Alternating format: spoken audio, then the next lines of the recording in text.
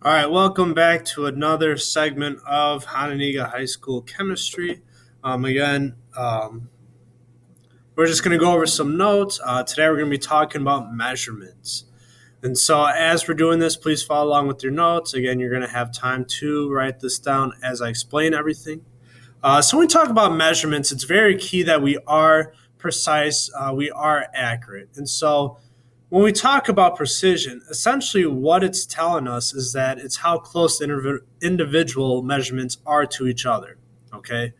And so if I were to throw darts on a dartboard and I were to hit the seven mark or the seven, let's say, doubles mark each time, that is very precise, right? If I were to throw it all around the dartboard, I don't even hit it. Like that's not precise. So again, when we talk about precision, it's how close the measurements are to each other. Okay.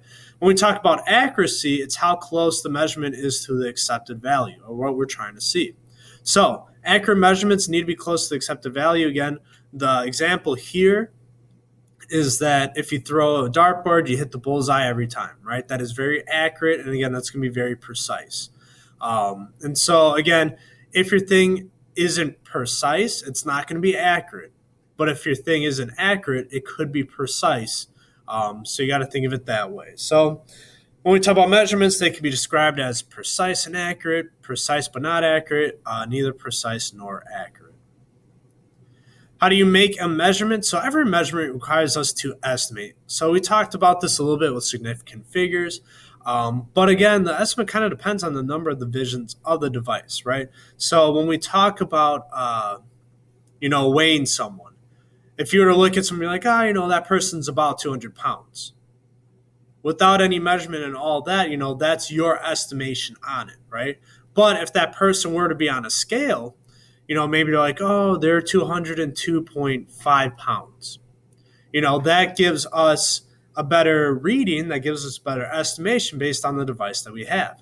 Now, depending on the scale that you have, maybe if it was a really precise one, you could go into more decimal places for the reading. You could get a more accurate reading, right?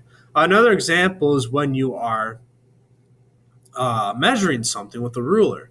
And so first you got to know what unit you're using. So is it centimeters? Are you in inches? That's the big thing. And then you got to look at how the line is. So if you look at this example here, each division on the ruler is in zero point 0.1 centimeters, right? So when I look at the centimeter, I look at 1, from 1 to 2, 2 to 3. I know that's 1 centimeter, or that's a difference of 1 centimeter, right? And all those little lines in between, it's going to be 0.1 centimeter or 1 millimeter. And so when we are measuring things, we are certain that it's going to be to the 0.1 or to the 1/10 range, right? So 1 over 10, we know it's going to be in the 1/10 area. That's how certain we could be about the measurement. Everything after that is going to be an estimation. So right before going into the nitty gritty of it, when we look at this blue line here, we know that this is going to go to 1.34567. It's at least 1.7 centimeters long, or 17 millimeters. But I know it's in between the 7 and the 8. So if I think it's right down the middle, I could guess maybe like, that's 1.75. So again, I know for sure it's 1.7. That 5 is kind of iffy. It's kind of a guess. And so again, kind of what I said before, if we measure the bar, again, 1.7. But since we know it's a little longer than the bar, it's going to be slightly longer than 1.7, but it doesn't reach 1.8 centimeters. And so, since it lies between 1.7 and 1.8, again, we're not certain about the fraction between 1.7 and 1.8, so we got to guesstimate. We got to guess. And so we could say 1.75 if you were to say, 1.76, 1.77, that'd be fine. If you were to say 1.71, again, it's kind of out of the range, right?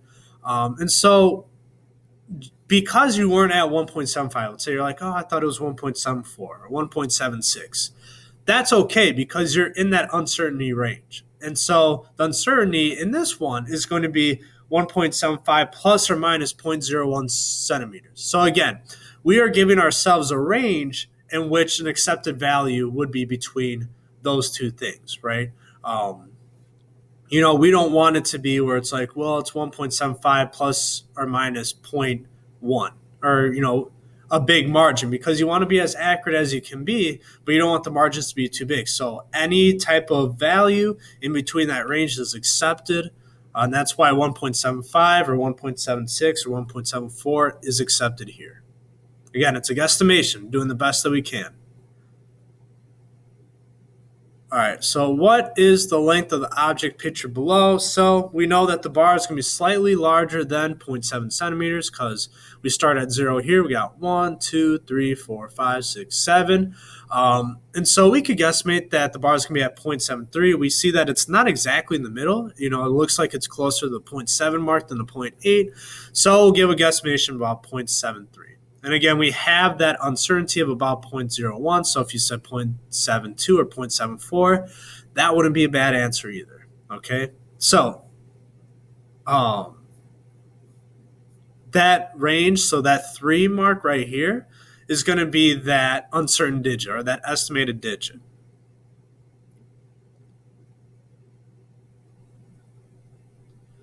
So determine the two measurements below. Again, we're looking at the line, so the smallest division answer. We know it's going to be for sure at 2, for sure at 9. Again, we don't know if it's in between 9 or 0. It looks like it could be right dab in the middle, so a good guesstimation would be 2.95. But since we don't have these little lines here, we can't guess as much. We know it's for sure past 2. But it's not at 3 for sure, so we can only guess at 2.9 because the problem is that we don't have these little lines here that are going to indicate how close one are to the other. So 2.9 is a good guesstimation. Again, we can't go more than that based on the tools that we are using.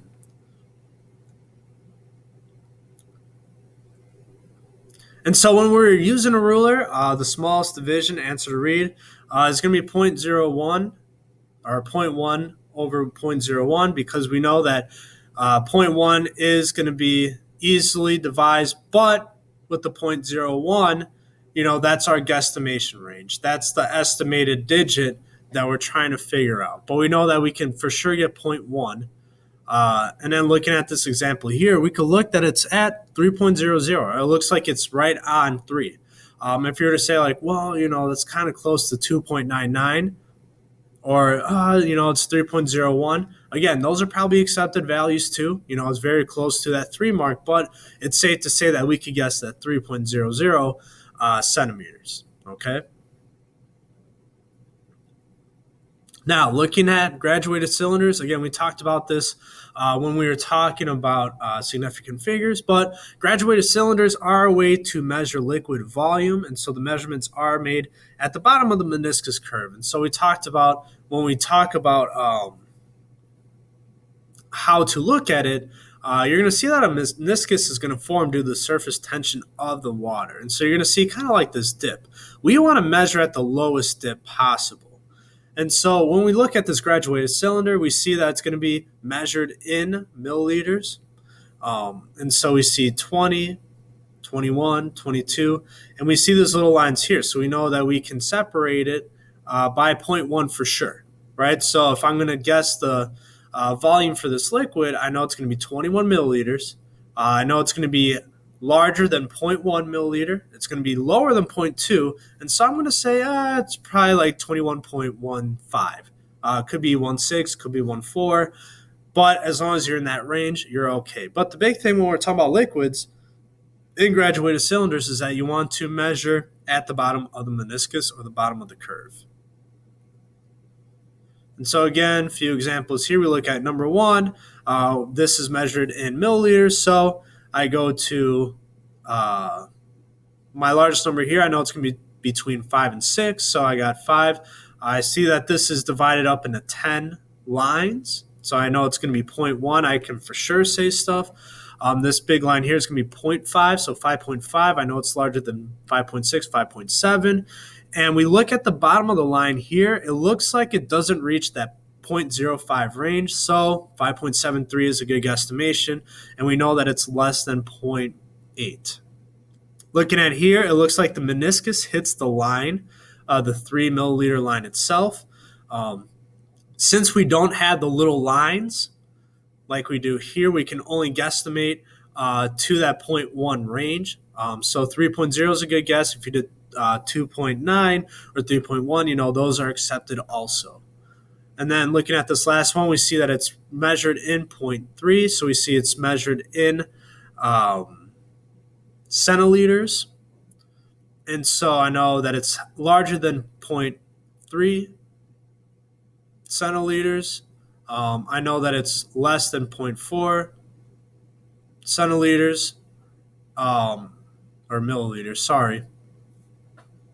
This is measured in milliliters.